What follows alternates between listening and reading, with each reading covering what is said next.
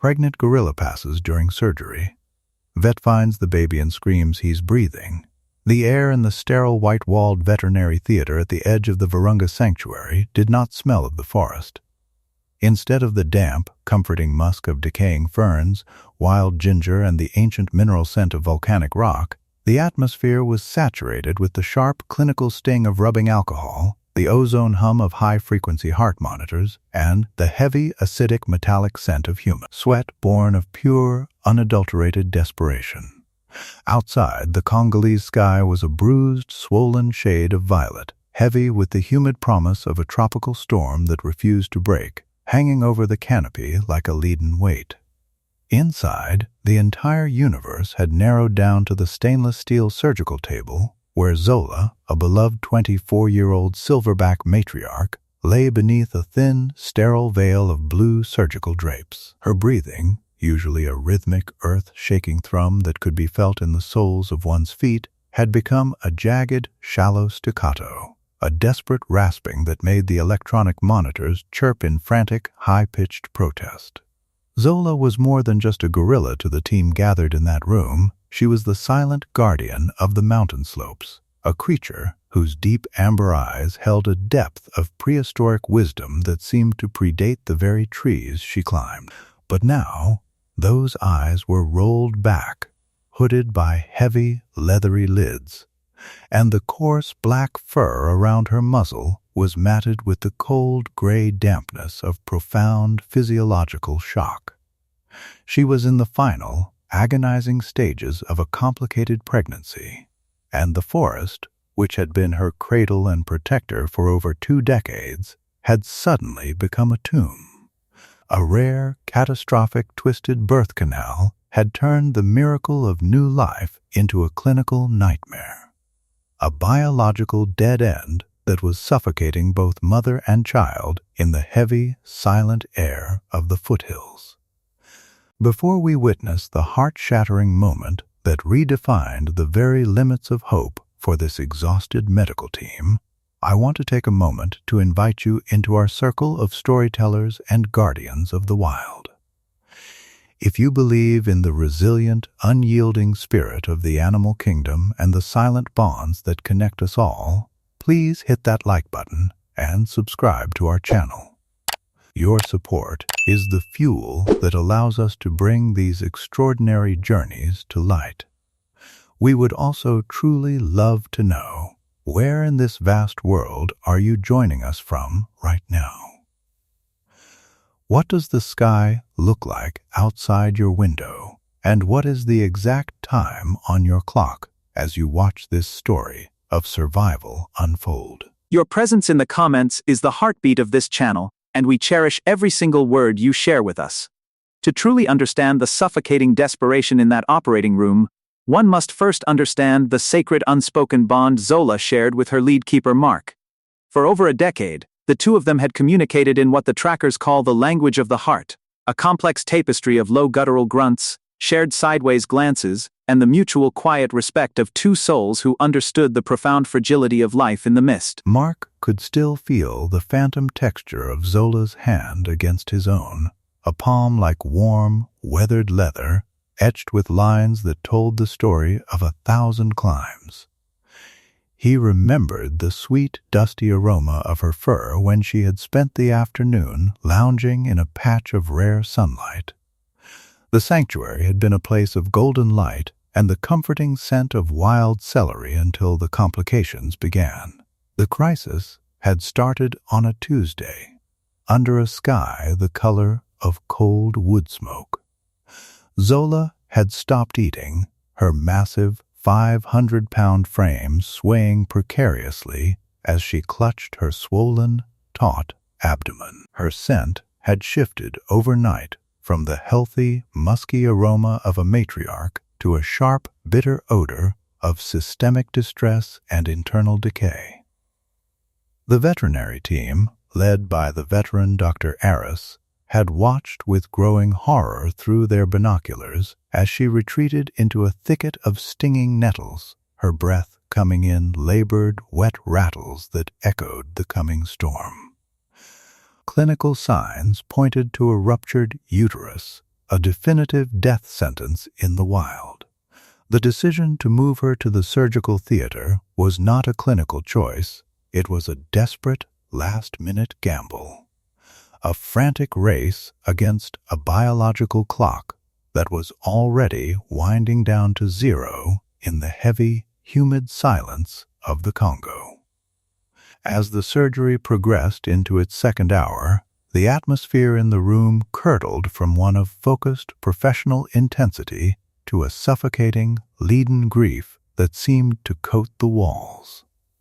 The monitors, which had been chirping a frantic rhythm, suddenly smoothed out into a single, long, agonizingly flat drone, the sound of a soul exiting the physical world. "She's gone," Dr. Aris whispered, his voice cracking like dry kindling under the weight of the realization.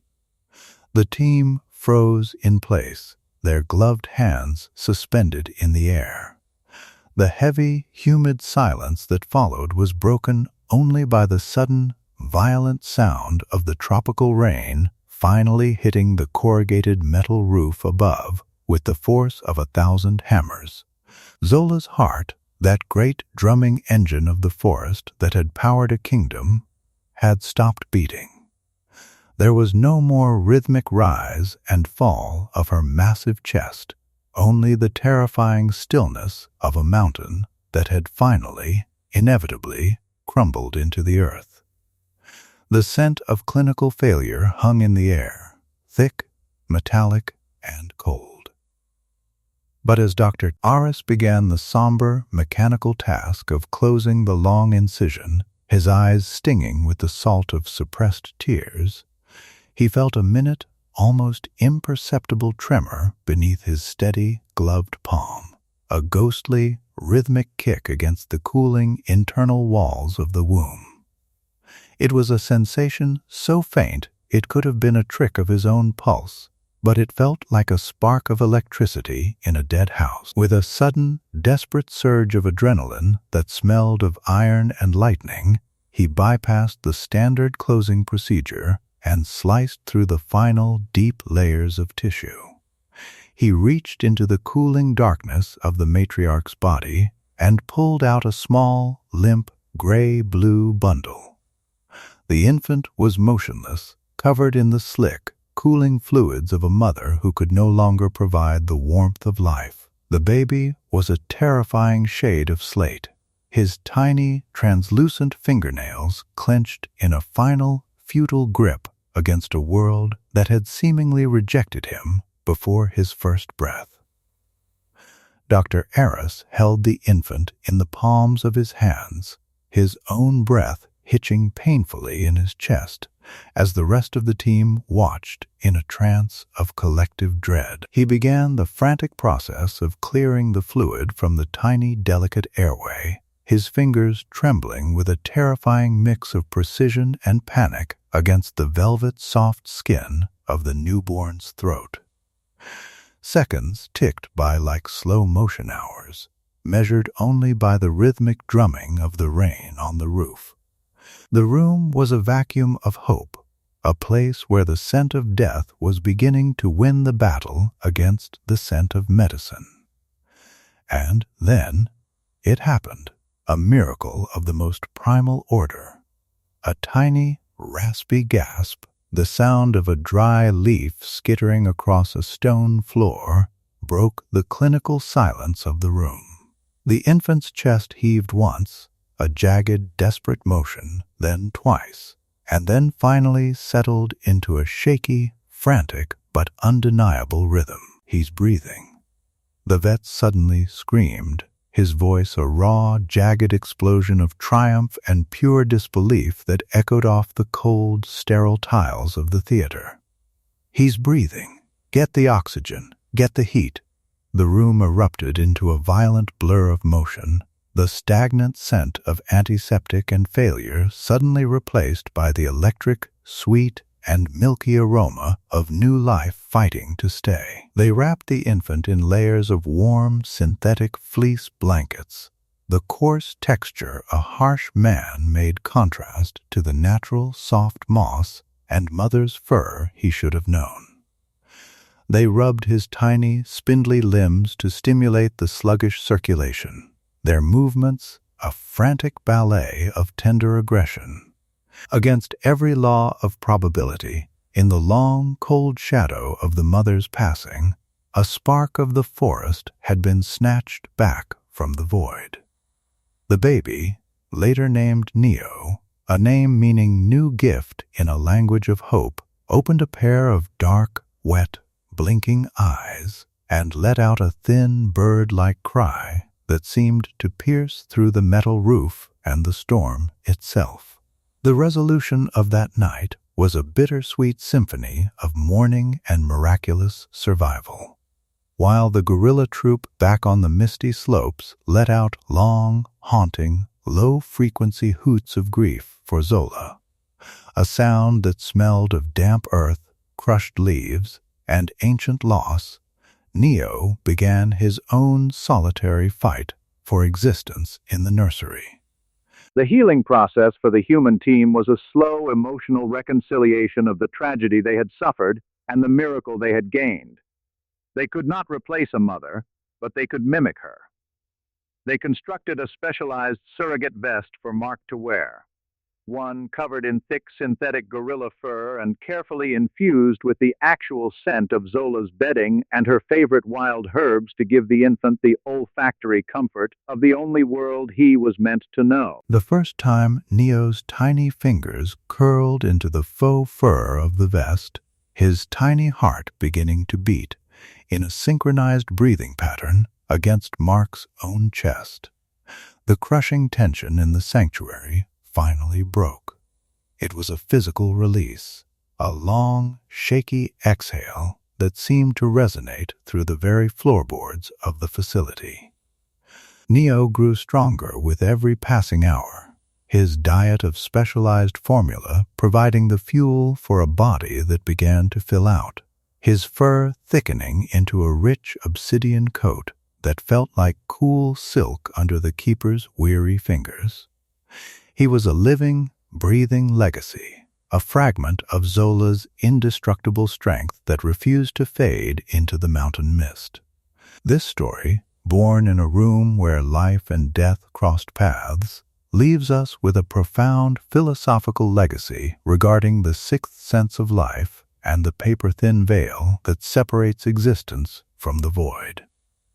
It teaches us that nature is not merely a cycle of cold, calculated cruelty, but a complex tapestry of narrow escapes, unyielding persistence, and the mysterious momentum of the soul. Zola's death was a tragedy that diminished the forest, but her final, unconscious act was a silent, biological handoff, a transition of vital energy that defied the flatline of a medical monitor. It reminds us that empathy is a universal currency, a bridge of golden light shared between the veterinarian who refuses to stop clearing an airway and the infant who fights with every cell for his first taste of oxygen. We are reminded that animal intelligence and human devotion are often just two sides of the same coin, minted in the white-hot fires of a crisis. The language of the heart is spoken not in words or scripts, but in the frantic, rhythmic rub of a warm towel against a gray chest, and the primal scream of a human being who refuses to let the darkness claim the day.